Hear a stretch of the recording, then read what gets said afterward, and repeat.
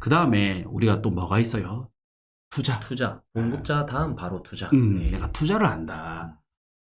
저도 이제 재테크를 오랫동안 해오다 보니까 많이 놓치는 게 뭐냐면 투자를 좀 잘하시는 분을 대상으로 이야기를 많이 하는데 네. 나도 놓친 게 초보 투자자. 우리 흔히 말하는 불인이. 네. 불인이들은 무엇을 어떻게 해야 돼요 했을 때 생각보다 내가 중고수를 대상으로 강의를 많이 했었구나. 이렇게 느껴졌거든요. 그렇죠. 아무래도 토지를 하다 보니까. 네. 그러다 보니까 뭐 아파트도 사실은 우리는 굉장히 조금 고급 스킬을 쓰잖아요. 그렇죠. 너무 어려워하는 거예요. 그래서 그리고 또 이런 게 있었습니다. 무조건 아파트만 본다든지 무조건 땅만 본다든지 자기가 경험한 이 부분만 보는 거예요. 네, 맞아요. 네. 그래서 내가 되돌아서 생각을 해봤죠. 제가 이제 대략 한 15년 정도 됐는데 내가 15년 전으로 돌아갔다. 혹은 뭐 나의 동생이 투자를 하고 싶어 한다. 20대 초반이 투자를 하고 싶어 한다. 그러면 형 투자 어떻게 하면 돼? 이렇게 물어볼 거 아니에요. 네. 그러면 이 순서대로 해. 이거를 좀 알려드리고 싶은 거예요. 그것도 순서가 있네요. 그렇죠. 그 순서를 좀 알려드리고 싶어요. 첫 번째는 뭐냐면 네. 아파트부터 하는 게 좋아요. 갭 투자. 네. 그래서 아파트 투자를 할 때는 대부분 부동산 투자를 못하는 이유가 뭐예요? 돈이 없어서. 돈이 부족해서. 네. 소액이니까. 그렇죠. 네. 근데 우리가 이제 갭 투자를 하려면 최소 비용이 2천에서 3천만 원 정도? 가능하죠. 이 정도는 가능하잖아요. 근데 아파트 투자를 하기 위해서는 2, 3억이 필요하다 생각을 하거든요. 그래요? 네. 근데 갭 투자나 분양권 투자를 하면 10% 내지 20%로 혹은 30%로 레버리지 투자를 할 수가 있어요. 네. 물론 이제 그거에 대해서 방법을 또 공부를 해야 되지만 그러니까 이게 안 되니까 사람들이 무엇을 하냐면 주식 투자를 하는 거예요. 왜냐면 부동산은 큰 돈이 들어간다 네. 생각을 하니까 대부분 주식 투자를 하는 거예요. 근데 주식 투자하는 분들을 또 보니까 친구들이나 이래 보니까 잡주를 사는 거예요. 이상한 거 사네요. 네. 우량주를 사놓고 꾸준히 좀 기다려줘야 되는데 그러면서 우량주를 사 모으면서 경제에 대한 원리를 배워야 되는데 그냥 너무 돈 벌고 싶다라는 마음이 앞서다 보니까 수익률이 높을 것 같은 거를 사니까 소위 말해 비우량주를 사는 겁니다. 그리고 또 언제 사냐? 자기가 공부하고 사는 게 아니라 듣고 사는 거예요. 네. 그래서 자기가 듣고 사면 이미 늦었다. 그렇죠. 네. 투자라고 할 수는 없죠. 그건. 그렇죠. 네. 네. 그리고 경제 원리를 배우기 위해서는 주식 투자도 좋다. 저도 이제 처음에는 그래 생각했거든요. 네. 근데 시간이 지나면서 보니까 부동산도 경제 원리를 배우기에 훨씬 좋은 점이 많더라. 좋네요, 이것도. 네. 어떤 점이냐면 주식은 작전주 같은 게 있잖아요. 있죠. 그리고 뭐 정토방 이런 게 있거든요. 네. 정보 토론방인가 이런데 너무 찌라시가 많아요. 그래서 헷갈려. 근데 우리가 부동산은 뭐 작전주 이런 게 사실 힘들잖아요. 네, 없죠. 네. 저희가 그래도 부동산 강의를 한 8년, 투자를 한 15년 이렇게 해오면서 만약에 작전주가 있다면 내가 작전주 리딩을 했겠다. 네. 근데 부동산은 사실 그게 힘듭니다. 맞습니다. 저 예전에 기억나는 게 아파트에 그 단지가 있는데 그 단지만 올라가면 작전주잖아요. 맞죠? 네. 네. 근데 그 단지와 주변이 같이 올라간다. 이거는 작전주가 아닌 거죠. 그렇죠. 네. 근데 조금 보면 요새 아파트는 시세 다 나오거든요. 사이트나 앱 보면 다 나오는데 옆에 단지는 만약에 똑같이 10억이고 9억 5천이었는데 10억짜리가 갑자기 15억 됐어. 네. 그러면 누가 15억짜리를 사겠어요? 네. 그러면 결국에는 9억 5천짜리를 보거나 그 밑에 9억, 8억, 7억 보겠죠. 그럼 15억짜리를 결국에는 아무도 안 찾을 거 아니에요. 네. 그러면 다시 떨어지는 거예요. 네. 그래서 결국에는 부동산을 가지고 뭔가 작전주처럼 한다? 이거는 사실 쉽지 않다. 그리고 금액도 너무 크고. 네. 그래서 주식처럼 주식 작전주도 작은 걸 가지고 하잖아요. 다 이유가 있는 거죠. 그래서 보면 부동산 투자를 하다 보면 결국에는 경제가 이렇게 흘러가는구나. 부동산 내가 투자를 하다 보니까 실수요자는 이런 개념으로 사게 되고. 맞아요. 또 이걸 제공하는 사람은 누가 있냐? 건설사가 있죠. 건설사. 그럼 건설사는 어떤 원리에 의해서 이제 공급을 하고 그다음에 이거를 같이 어떻게 보면 중간에 심판 운영하는 사람은 정부가 있죠. 정부 정책. 네. 근데 정부 정책도 우리는 또 미국과 연관이 있거든요. 뭐 대외적으로 세계 뭐 중국이든 이렇게 연관성이 높단 말이에요. 그러다 보면 경제 공부가 자동으로 됩니다. 이게 지금 하고 있는 게 다 공부다 그런 맞죠? 그렇죠. 네.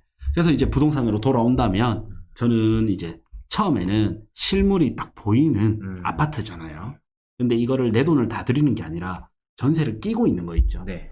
저도 처음에 뭐 이런 고생을 하는 분들도 봤고 저도 뭐 그런 실수들을 했지만 이거를 예를 들어 3억짜리 아파트가 있는데 2억 5천 전세다. 네. 그럼 이거를 3억 다 필요 없다. 3억 다 필요 없다. 5천만 원 계약금 걸어 놓고 그다음 전세를 받아서 이 전세 자금을 가지고 잔금을 치면 된다. 네. 그다음에 복비, 부동산 복비, 그다음 또 뭐가 있어요? 취득세. 이 정도면 된다. 이렇게 했는데 전세가 안 맞춰지는 경우가 있잖아요. 그리고 초보 같은 경우는 전세가 안 맞춰지는 거에 대해서 두려움이 있겠죠. 아주 두렵습니다. 네, 그러니까 초보는 그냥 갭 차이가 조금 더 나더라도 전세가 맞춰진 걸 사는 게 마음 편하겠다. 이미 세팅돼 있는 걸 그냥 소유권만 가지고 오는 거네요. 그렇죠. 그래서 제 친한 고등학교 친구 중에 한 명이 5천만 원 있는데 어떻게 투자해야 돼? 이렇게 묻는 거예요. 그런데 저도 처음에 했던 말이 공부를 좀 해야 된다. 이러니까 참 바쁘니까 공부가 쉽지는 않죠. 그러다가 제가 이제 임장 다니다가 전세가 맞춰진 거 있죠. 네. 그걸 이제 사라고 한 거예요. 이 5천 플러스 너 5천 플러스 취득세 복비 있어? 이라는 거예요. 그러면 이제 3억 플러스 한 2%, 2.5%가 더 있어야 되겠죠. 네. 부동산 중개 수수료가 0. 몇 프로 되고 한 0.4에서 0.9% 되고 그럼 취득세가 한 1.1% 이래 되니까 그걸 더해서 있다. 그러면 이거 그냥 바로 사라. 그러니까 손쉽잖아요. 쉽죠. 그래서 이렇게 이제 갭 투자 같은 경우에는 조금 손쉬운 부분이 있는데 단점이 뭐가 있냐? 네. 조심해야 될 걸 제가 알려드려야 되겠죠. 네. 핵심만 좀 알려드리면 갭 투자에서 매매가가 떨어지는 거는 아프지만 괜찮아요. 아프지만 괜찮다. 네. 네. 만약에 3억짜리 아파트인데 2억 전세다. 네. 근데 이게 2억 8천원으로 떨어졌어요. 네. 강장군님이 샀다. 팔겠습니까? 안 팔죠. 안 팔죠. 네. 네. 왜? 손해보니까 파는 순간. 네. 근데 언제 팔게 되냐? 2억 5천 전세가 전세가가 떨어진 거예요. 2억으로. 그러면 어떻게 되겠어요? 고민을 좀 해봐야 될 것 같은데. 내가 5천만 원을 추가로 해서 내줄 수 있다면 뭐 견뎌보겠지만 못 견딘다면 어쩔 수 없이 팔게 되잖아요. 어쩔 수 없는 상황이면은. 예. 그래서 전세가가 이게 떨어지는데 이걸 전세가가 하락하게 되면 이게 가장 치명적인 게 이제 갭 투자의 가장 치명적인 거는 매매가 하락이 아니라 전세가의 하락이다. 이거는 몰랐습니다. 네. 그러면 전세 가격은 언제 어떻게 어떤 요인에 의해서 가장 많이 움직이느냐? 입주 물량이에요. 입주 물량. 매매 시장이랑은 다르게 전세 시장은 아파트 입주 물량에 따라서 많이 움직이거든요.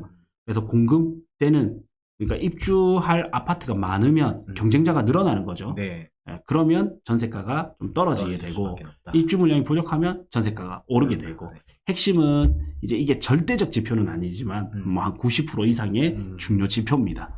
그래서 입주 물량을 보고 전세가의 흐름을 잘 봐야 됩니다. 그래야 이제 갭 투자에 좀 실패를 안 할 수가 있어요. 네.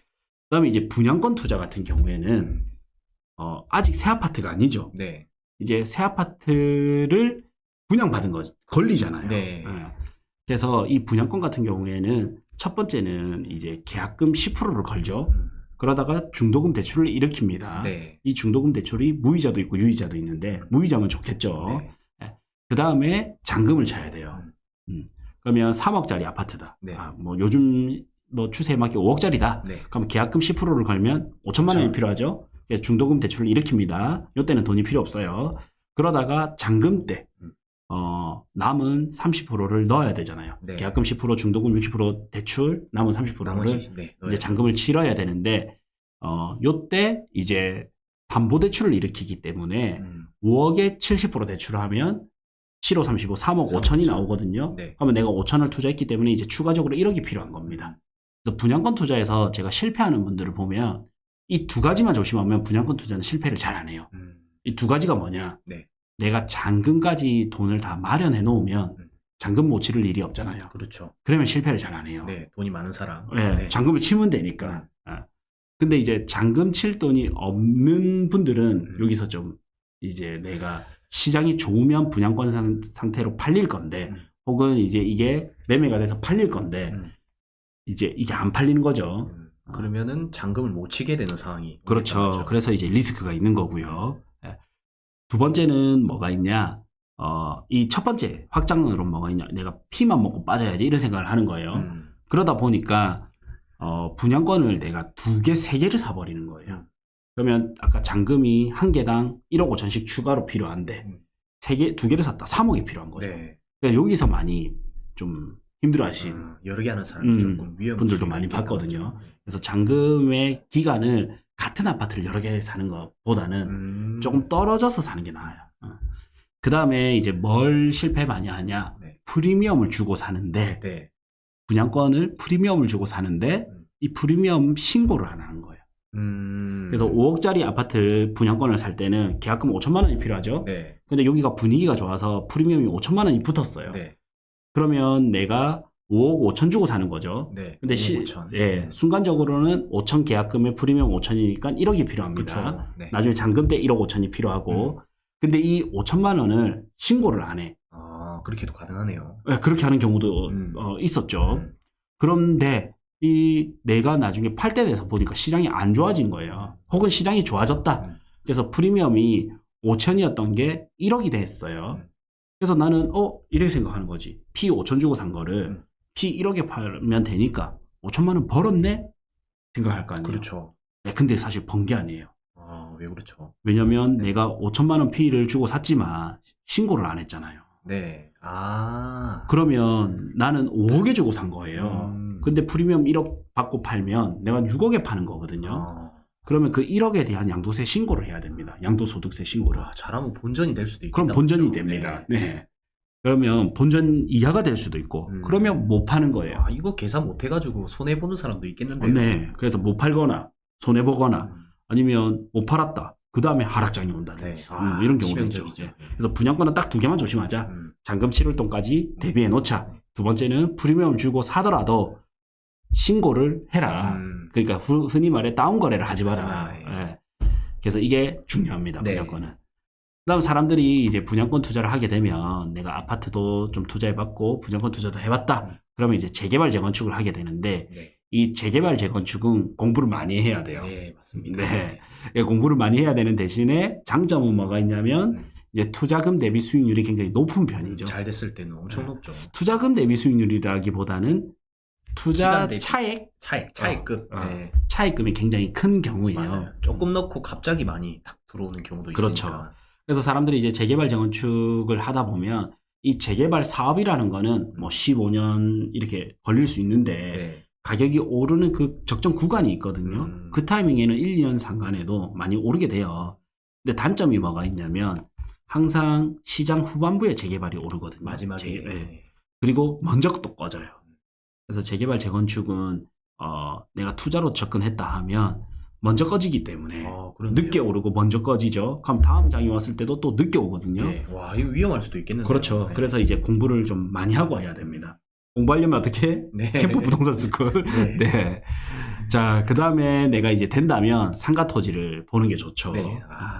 결국에 이 모든 걸 하는 이유는 내가 일하지 않고도 월세를 받기 위해서지 않습니까?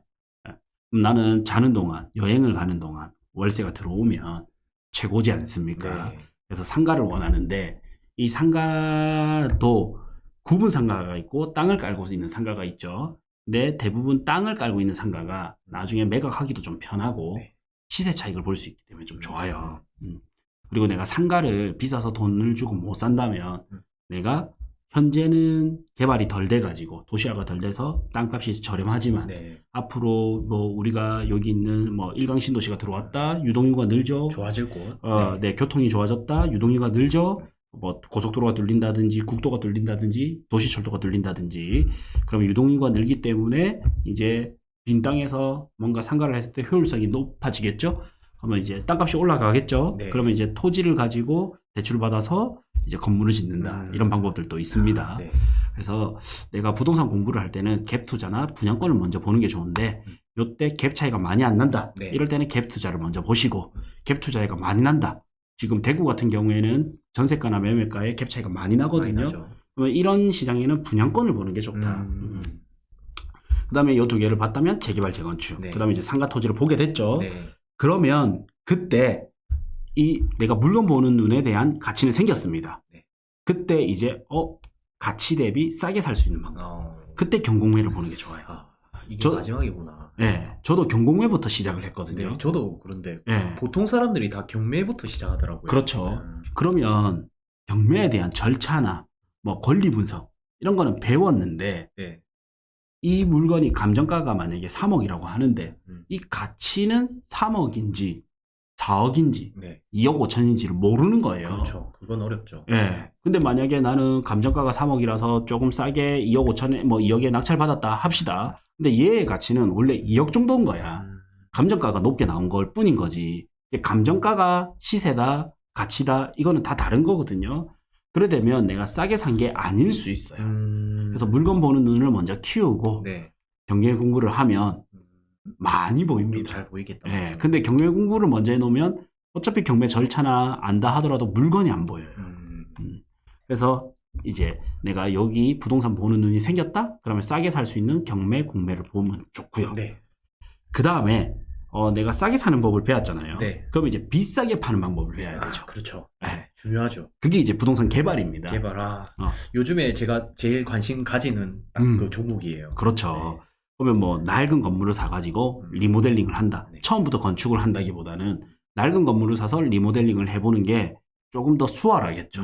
비용도 조금 더 작게 들어가고. 그래서 건축보다는 리모델링을 먼저 하면 좀 더 도움이 될 겁니다. 단독주택을 사서 상가로 리모델링을 해본다든지. 요새 유행이죠. 예. 그렇죠. 낡은 상가를 사서 조금 리모델링을 해서 신축 상가급의 느낌을 준다든지. 그래서 리모델링을 먼저 해보면 좋고, 그 다음에 건축을 하기 전에 우리가 토지를 배워서 토지 개발을 해보면 좋아요.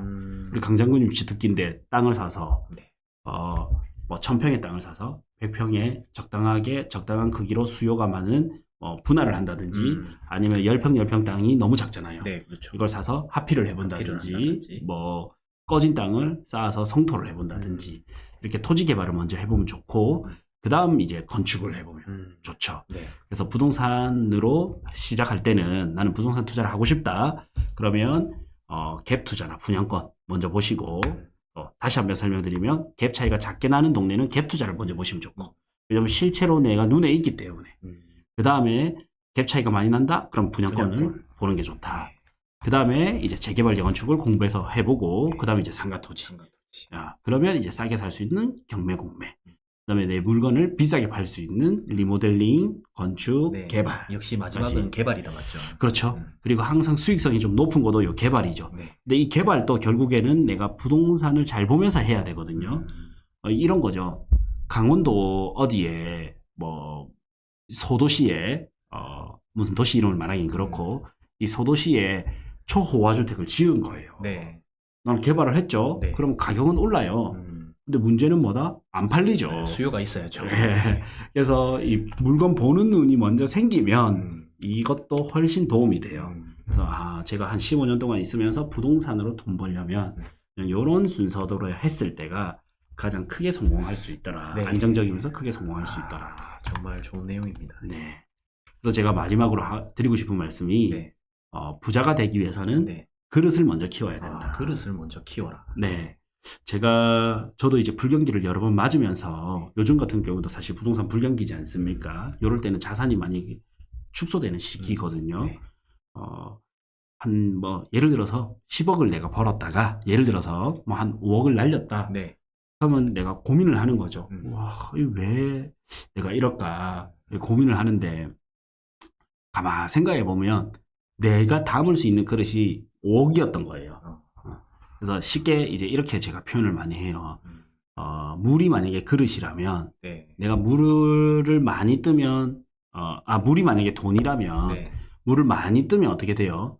돈이 많이 늘어나는 그쵸. 거죠. 네. 근데 결국에는 내 그릇 이상은 안 남아 있어요. 어딘가 쓰고 없어. 그쵸, 넘쳐버리죠. 네.